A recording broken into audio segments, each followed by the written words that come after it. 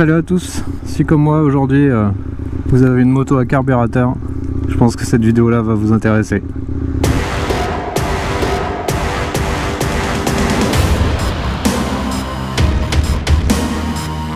Comme je vous disais, on va parler carburation. On arrive dans l'hiver, on a passé les météos à plus de 10 degrés, maintenant on va se taper du moins de 10 degrés.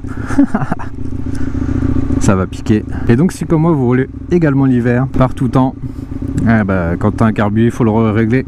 Vous avez certainement remarqué la différence entre l'été, entre les chaleurs à plus de 20 degrés et les froidures à moins de 10 degrés. Vous avez forcément dû remarquer que la moto elle tourne pas pareil du tout. Vous allez avoir peut-être des trous à l'accélération, peut-être un peu plus de mal à démarrer. C'est pour ça qu'on a un starter. Forcément, à un moment donné, il y a quelques petits réglages à faire dans la base. Il faut enrichir ou appauvrir en fonction du moment de l'année, bien évidemment. Il y a différents réglages sur un carbu à faire. Comme vous pouvez le voir ici, on est dans le rouge. On n'est plutôt pas très bon. Alors, on n'est pas très bon sur un quart de poignée. Et si j'ouvre un peu plus, on est presque un poil trop riche. Sur un carbu, en fait, il y a différents réglages. Je pense que si vous avez une moto à carbu, vous avez forcément déjà entendu parler, si vous touchez un peu de votre mécanique. Donc si vous voulez vous lancer, je vais vous expliquer une fois à la maison un peu plus en détail ce qu'il faut faire. Et je vais vous montrer en fait sur mon carbu à moi, ou plutôt sur mes carbus parce que j'en ai deux, puisque je suis en bicylindre. Mais ça équivaut, c'est pareil, de toute façon il y a des réglages à faire. Que ce soit sur une 125 comme la mienne, sur une 50, sur un gros cube. À partir du moment où tu as des carbus, tu as des trucs à faire. Bien évidemment, c'est pour ça qu'on a inventé l'injection. C'est pour ça qu'il y a un calculateur sur les injections. C'est que ça permet en fait de réguler l'apport en air ou l'apport en essence. Alors surtout l'apport en essence, en fonction de l'échappement. Il y a le gicleur de ralenti qui s'occupe de régler l'apport en essence sur le ralenti moteur. Ensuite, la vis de richesse, elle inclut le premier quart de la poignée, d'ouverture de la poignée. Donc un quart d'ouverture, c'est ça. Hein. Ensuite, l'aiguille qui arrive du premier quart, de la fin du premier quart jusqu'au 3 quarts de l'ouverture de la poignée. Et ensuite, le gicleur principal qui s'occupe, lui, de la poignée à fond. Donc il y a tout ça à régler. Alors, c'est pas si hardos que ça. Faut avoir les bonnes méthodes, les bonnes techniques, le bon matos. Il y a le fameux réglage à l'oreille. Le fameux réglage à l'oreille, en fait, c'est plus pour le ralenti et le premier quart d'ouverture de la poignée. En gros, vous allez donc du coup influencer votre vis de richesse. Et en fait à l'oreille, vous allez essayer de détecter un maximum si la richesse est bonne. Je vous l'expliquerai en vous le montrant directement, ce sera plus simple. En théorie, vous avez en fait en gros des specs de base pour tout carbu, pour tout modèle de moto. Vous avez en fait des réglages de base, par exemple nous sur les Yuzong GT et GTR, il faut en fait un gicleur de je sais plus combien, 16 je crois, je sais plus, bref, et avoir tourné les vis de richesse à 2 tours et 2,5 tours. Alors du coup oui, en fait on a deux réglages puisqu'il y a deux vis de richesse, puisqu'il y a deux carburateurs et deux cylindres. Forcément un carburateur par cylindre. Donc en théorie, vous allez en fait régler ça à 2,5. Vous faites chauffer la moto bien évidemment. Une fois que le moteur est chaud, à l'arrêt bien évidemment, vous allez en fait tourner votre vis de richesse, la dévisser jusqu'à ce que le régime moteur augmente.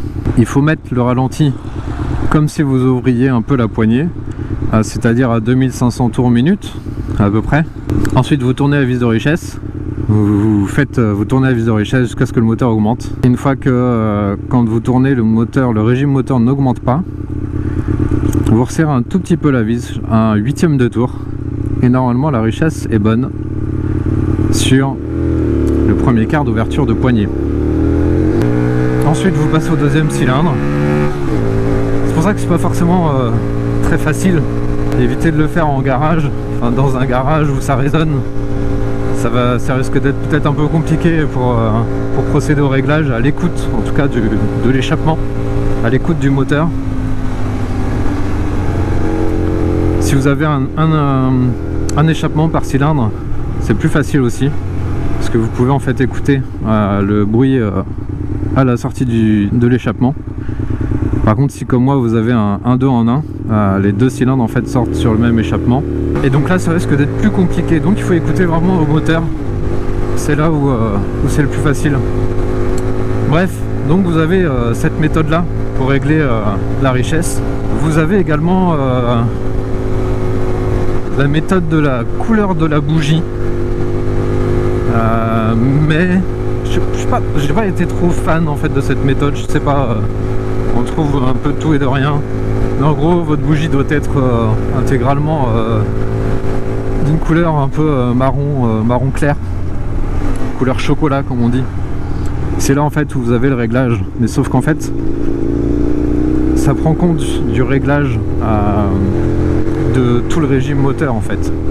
C'est pour ça que souvent on dit qu'on fait une coupure au carbu pour régler le régime moteur dans les tours. En gros vous roulez à fond pendant 200-300 mètres, poignée dans l'angle, et en fait vous coupez carrément le moteur, vous vous mettez sur le côté. Et là en fait vous démontez votre bougie et vous regardez les couleurs de la bougie. Sauf que, alors ça il faut pas le faire avec une bougie neuve bien évidemment, parce que la bougie en fait n'a pas encore pris les couleurs du brûlage d'essence. Mais voilà, et en plus quand vous roulez à fond sur 300 mètres, moto bien chaude et tout, poignée dans l'angle, les bougies en fait sont méga bouillantes. Donc tu t'arrêtes, tu te mets sur le bas-côté, puis t'attends que ça refroidisse, puis là tu enlèves ta bougie, tu te brûles les mains, parce que de toute façon même si t'attends que ça refroidisse, c'est toujours pas assez. Donc voilà, je suis pas méga fan de cette méthode, même si il paraît que c'est une excellente méthode. Il y a la méthode de la color tune.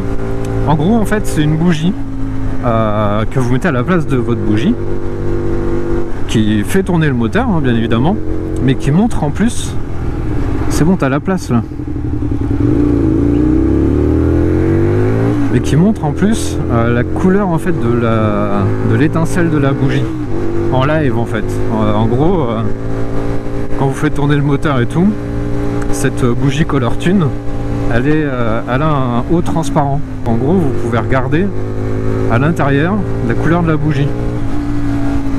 Alors c'est bien et pas bien, je trouve que ça marche plutôt bien. On entend beaucoup de retours divers et variés sur la bougie color tune. Il y a celui qui n'arrive pas à la faire marcher, il y a celui qui dit que ça marche pas, et il y a comme moi celui qui dit que ça fonctionne et plutôt bien. Par contre il faut le faire dans un endroit assez sombre, parce que si tu le fais en plein soleil tu vas galérer à voir la couleur de la bougie, même s'il y a un petit miroir intégré, tout ça. Moi j'ai un puits de bougie qui est super profond, donc quand tu as la bougie à l'extérieur du cylindre et tout, c'est plutôt pratique, mais nous en fait il est enfoncé dans le cylindre, enfin elle est enfoncée dans le cylindre, et crois-moi que c'est une galère pour voir la couleur. Donc si tu le fais en plein jour c'est la merde, clairement c'est la merde. Et donc voilà, mais ça fonctionne bien, Et ça fonctionne en plus sur toute la plage de régime. C'est-à-dire que tu peux accélérer à fond, tu verras en fait la couleur de la bougie. Moi je trouve que pour régler, c'est vraiment... ça marche vraiment bien et ça coûte pas cher. Enfin, je vous mettrai un lien de celle que j'ai achetée. Bien évidemment, il faut la prendre... il faut en prendre une adaptée à votre cylindre. Donc il faut vérifier la taille de la culasse et tout ça. Mais voilà, ça... Enfin, pour moi, ça marche super bien et ça coûte, je sais pas, peut-être 10 euros, 20 euros, je sais plus. Donc voilà, quand tu as un carbu et que tu fais tous tes réglages toi-même, bah c'est plutôt rentable parce que tu t'en sers souvent en fait. Tu t'en sers au moins 2 fois à l'année pour le réglage hiver et le réglage été. Même si les réglages sont un peu pareils une année sur l'autre. Et ensuite, si vous avez une sortie, si vous avez un échappement adapté et un petit peu de connaissance, franchement vite fait, j'y connaissais rien, j'ai quand même réussi à me le monter.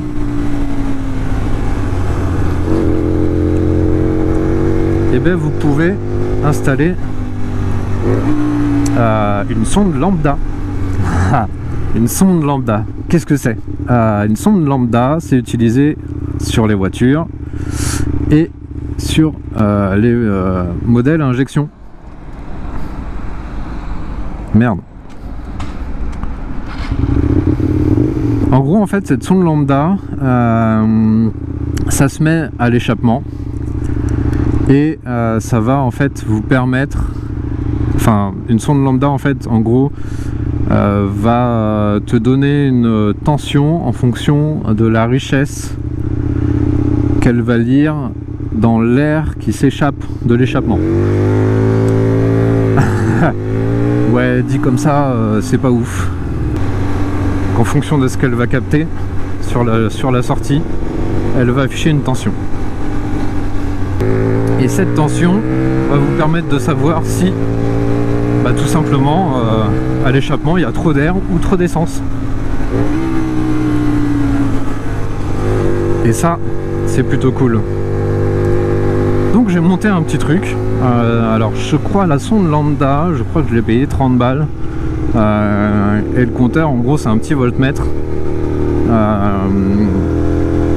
qui m'a coûté, je crois, 5 balles ou peut-être 10 balles sur Wish ou AliExpress. Et donc si vous observez bien, en fonction de l'ouverture que je vais mettre dans la poignée, elle va lire du coup toutes les données, elle va m'afficher, en tout cas mon compteur va m'afficher ce qu'il détecte sur la sonde lambda. Et ben c'est pas mal. C'est pas mal du tout. Sauf que je pense que ça doit être plus facile avec du bon matos quoi. Avec un truc quali. En fait je pense que la sonde lambda fonctionne bien. Je pense qu'elle fonctionne très bien. Mais c'est mon petit compteur là qui est un peu pourri. En gros vous voyez là, je suis un quart d'ouverture. Mais en fait la sonde lambda arrête pas de bouger.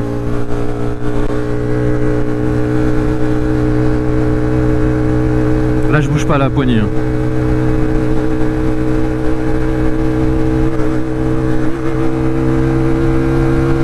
Mais on sent que le réglage est pas trop mal. Maintenant on va aller faire un petit tour à fond. Puis je vais vous montrer.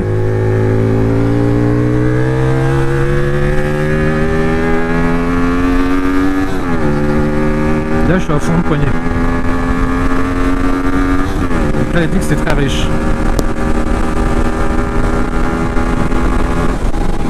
Là il dit que c'est très riche. Et ben les gendarmes sont sortis aujourd'hui. Mais voilà, on revient au ralenti. Et clairement, elle me dit, les mecs, t'es pas riche. Il faut que tu rajoutes. Ah t'es pas riche. Je parle de la carburation. Bon, de toute façon je suis pas riche quand même. Donc bon. Oui, je fais le tour du rond-point.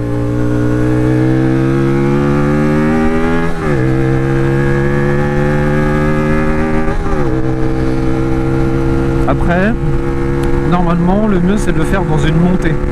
Comme ça le moteur reste à charge. Ce qui explique en fait peut-être les variations que j'ai quand je bouge pas la poignée.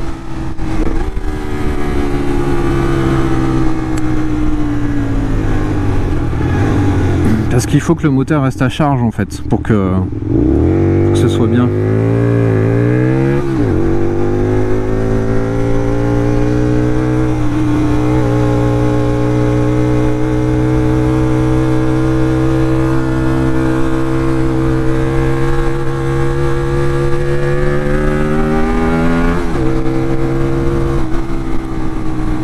Il faut pas hésiter à rouler à rétrograder pour avoir